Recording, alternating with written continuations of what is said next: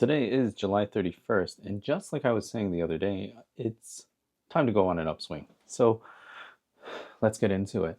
I was kind of in this lull of like not really knowing what to do. And I think that sometimes when I'm like working through these programs, like trying to put something together like this, I know that I spend a lot of time kind of like organizing and then reorganizing and then rehashing and then kind of like restructuring the things that I've already kind of worked through. And in some ways that makes sense because in my design I have a defined ajna center, which is the center for organizing and structuring thoughts. And this kind of defined energy is very prevalent in my experience. And it's not that this is a bad thing because I think that's where one of my strengths are to take um, all this information and structure it in a way that makes sense for me. I think where I fall into a trap is that I sometimes take too much time structuring and restructuring things without putting it out there so that other people can observe it and give me feedback. Realistically, that's one of the scary things about putting content out into the world.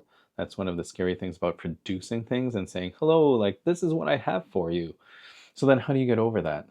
Well, you get over that by doing something, by putting things in front of other people and having conversations and being ready for that feedback.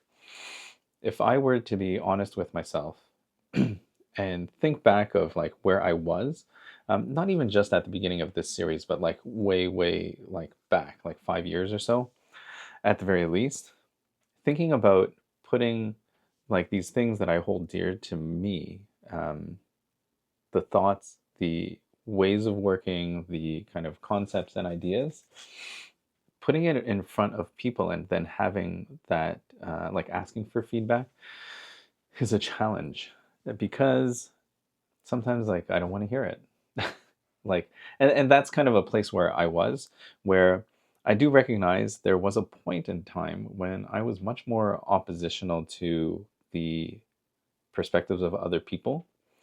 I feel that much less now, and I think part of that comes from being open to accepting that feedback from other people, to be ready to sit and hear and listen, and to accept it as their perspective. And then from that point, take it forward and say, like, okay, how am I going to use this? Where does that kind of all fit in? One of the things that is most challenging is to hear a piece of feedback, to have somebody say something to you and then not react.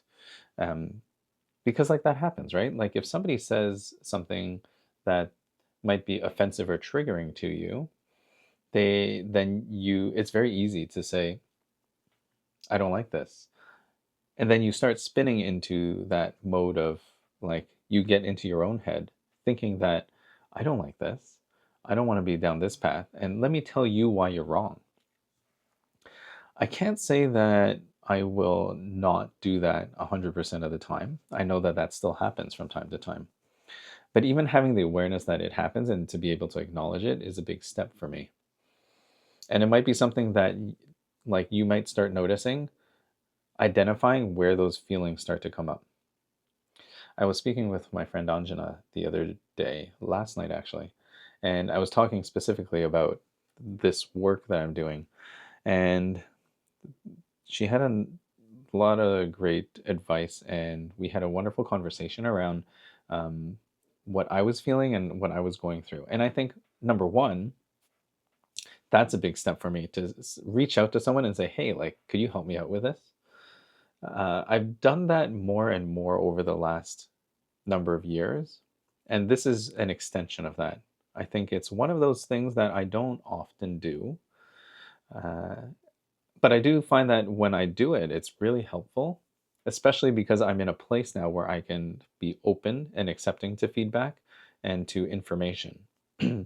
One of the things that she said that I really liked was I was talking about how I was feeling and some of those things that I'm like brushing up against and pushing up against, where in my mind I'm wanting to put together. So, number one, I want to be in a position where I can share this information share all the learnings that I have so that I can help other people and to guide them and to show them really how to implement this into their own lives and support them in implementing that. So that's one piece. The other thing that comes up is like when I'm creating this thing that that I want to sell, right? Because there's a value to it, and I need to be um, two things. One is I need to see the value in myself, so then I can go and step forward and say like, here's something that's potentially valuable for you, and if you like it, then this is what it costs. And some of that, somewhere along that pathway, I get stopped up because of kind of thinking of some of the structures in terms of like a capitalist structure or like that consumerist structure that I don't like. There's also a performative aspect to showing up and saying, "Hey, look at me! Like I can do this thing for you," and like the and like identifying that um, first, like that I'm experiencing those things. But what she pointed out was that um, this situation is not that. This is not that. It's something completely different. And it kind of highlights how our brains work. It's like when you are in kind of this situation where um, it feels similar or some similar feeling comes up, like the root is kind of like you strike that chord and it's like resonating with that old pattern. It's easy to kind of like superimpose and kind of cross the wires. So I understand that. I understand like how those wires get crossed and all of this. And then at the same time, being in my own problem, being in my own experience, going through the things that I'm going through, it's I can understand how difficult it can be from an internal perspective to see these things. That's where that like radical self-reflection and like really being able to sit with yourself and say accept that feedback of like you're right, this isn't the same thing. I might feel similarly, but it's not the same thing. The other part of it that I was realizing and kind of still conceptualizing and like feeling into at this point is um, I don't know what that thing that I want feels like. I can imagine it, I can make it up. And I also know that it's not exactly how it might feel like at that point when I have that thing. I've thought about this before in the past where thinking about a defined endpoint, like what does it mean to be successful in this venture, right? Is it a certain number of likes? Is it a certain number of shares? Is it like comments on my videos um, or downloads or whatever? Like there's all these metrics. And what does success look like ultimately? And what does that feel like? Because even now, like looking at um, some of the metrics and the analytics, I'm kind of like doing my best to separate, detach from the result. That detachment, I think, is a step towards figuring out what that new state feels like. And I'm at that point of like needing to put it out there so that I can get feedback on that. So that's what I'm kind of thinking about today, to target and focus down what I'm doing so that I can put it into something that's digestible, accessible, and so that accessible so that other people can access it. Like that's what accessibility is, right? Yeah. And it's curious. I think that maybe all the work that I did gave me a good perspective and kind of a good kind of fundamental underpinning, a foundation to move forward with this work and what the like spending that time to understand what that message I want to put out there is. And this is just a process of refining it. And refining it now, I got only so far with sharing it with like a small circle, as well as thinking it through with myself. And now, I guess the scary part is uh, putting something out there and saying like, hey, like, look at this. I want to share this with you and get your feedback on it to a wider audience of people. And I don't know if it's because that it's like, it's that unknown that kind of feels unsafe, right? When you don't know what the outcome is, like I can only assume, I would guess, and I could imagine like the best and the worst kind of possible outcomes. And like how much worse could it theoretically get to like nobody looking or nobody paying attention to it? And that's fine. So it's like there's so many paths to the same outcomes. It's really up to me to choose. And because it's up to me to choose, that is the most challenging part of like understanding what you want. Like if you clearly understood what you want, then you would know exactly how what you need to do to get there. And like I don't mean like get a job and get married and all of those things. Like those are great, wonderful things to do with your life and great ways of spending your time.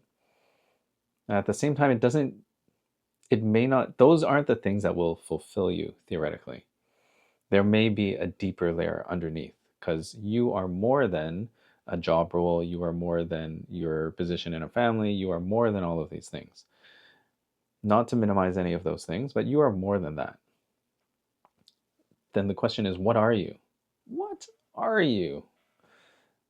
And in some ways, I'm asking myself, like, what am I? It's weird to think about what I am to other people. And I think that if I think about it too much, I overthink. So what I'm thinking about, like what I'd like to do with this program is like put something out there that is to help relieve burnout. And how would I do that? Through understanding that the symptom of that is doing too much. So then what are the things that we do too much of? So overthinking is one of them. I used to be much worse. And now I'm in this phase of action. And moving through that overthinking and getting to action is a win. Other things that we do too much of is hold on to limiting beliefs. When we're holding on to these things, they're beliefs. Beliefs are not truths. Beliefs are not absolute. They're just simply things that you believe. So then when we hold on to these limiting beliefs and act as if they are ours to act from, it changes how the actions that we take. And I think like this is the part where it starts to get inaccessible because I feel like I'm just like explaining. I'm trying to I'm trying to justify the things that I'm saying, which is important, but also maybe not necessary because the people that need this, where it's a problem, they'll likely already understand that. And that's probably like the easiest way forward. So, um, the best thing to do for me now is to put it out there and just make it nice and simple and clear and just continue to iterate on that.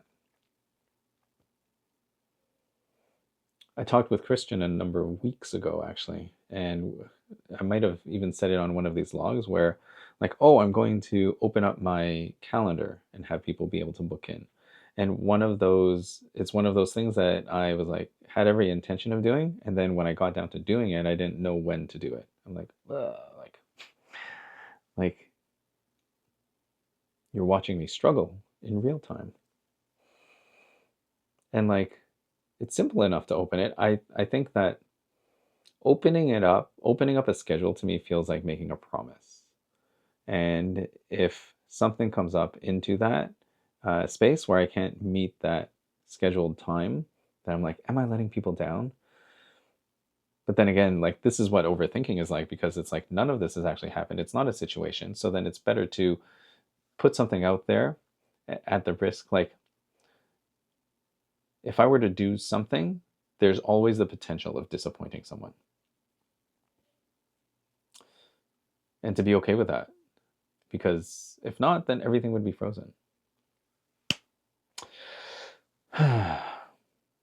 So